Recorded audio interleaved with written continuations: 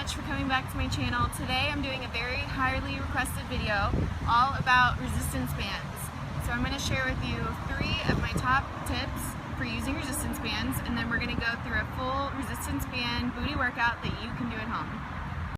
The first tip that I'm going to share with you guys is placement of your resistance bands. So if you don't know, there are a few different positions that you can put your resistance bands. The first one is ankle placement. So it goes right above your ankles, just like that. But we're not going to be doing any of these exercises today, so the second placement is actually the one that we will be using, right above your knees. So this is the placement we'll use.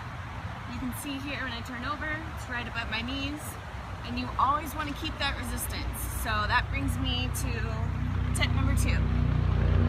So my second tip to share with you guys today is to really pay attention to time under resistance.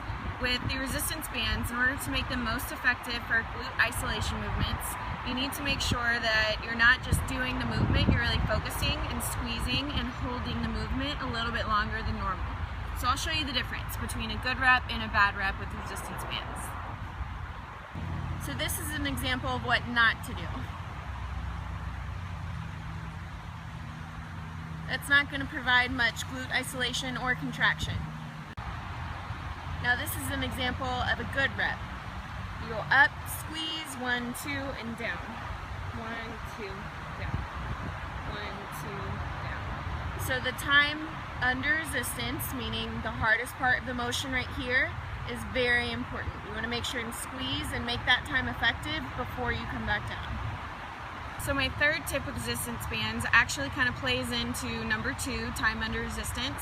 My third tip is mind-muscle connection. You guys know that I'm huge on mind-muscle connection. But if you're using resistance bands, that's the only way that you're going to get a good pump and a good muscle contraction out of it. So really focus on the muscle that you're trying to work and squeeze with everything you have every single time.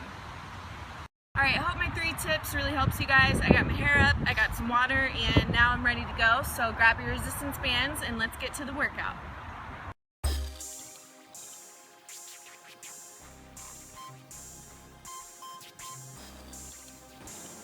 Alright, I hope you guys are ready. Let's go. This is the first movement. It's a static glute bridge. You're going to go up onto your heels, squeezing through your heels and squeezing those glutes as hard as you possibly can.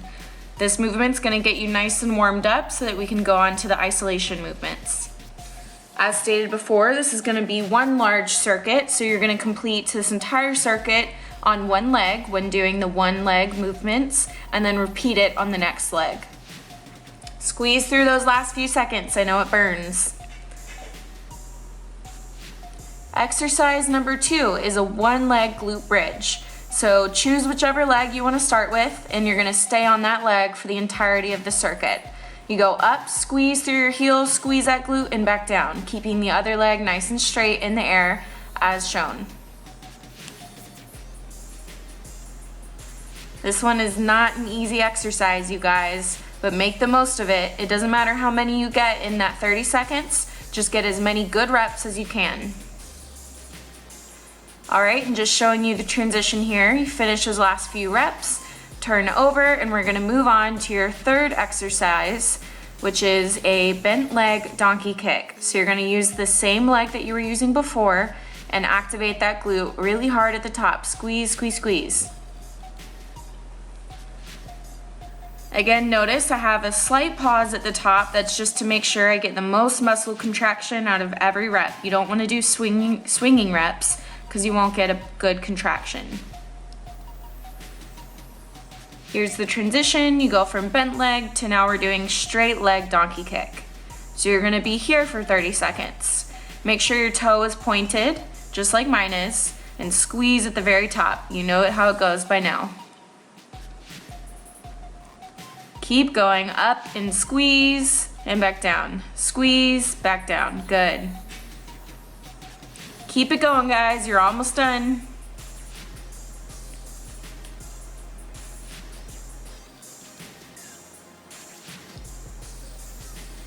Our 5th exercise, fire hydrants. These might look like the easiest of them all, but in my opinion, these are the hardest.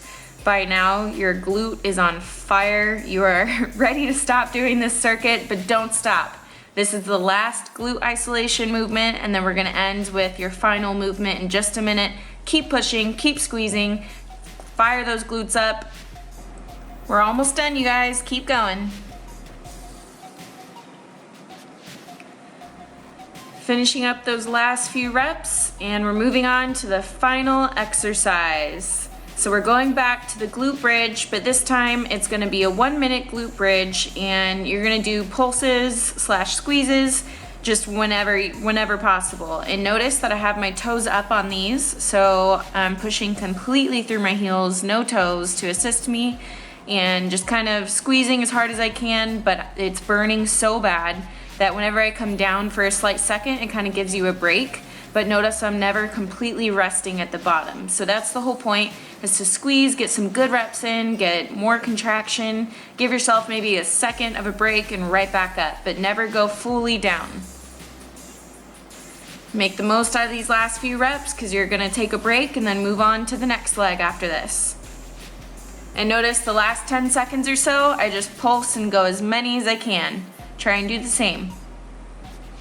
And that's it, you guys. Make sure to repeat it on your other leg and do 3 to 4 sets if you can. Thank you all for joining me for this workout. I hope you enjoyed it. Make sure to give this video a thumbs up if you liked it. And if you'd like to see more of these videos, comment down below and let me know. Also, make sure to subscribe, and I will see you guys in the next video.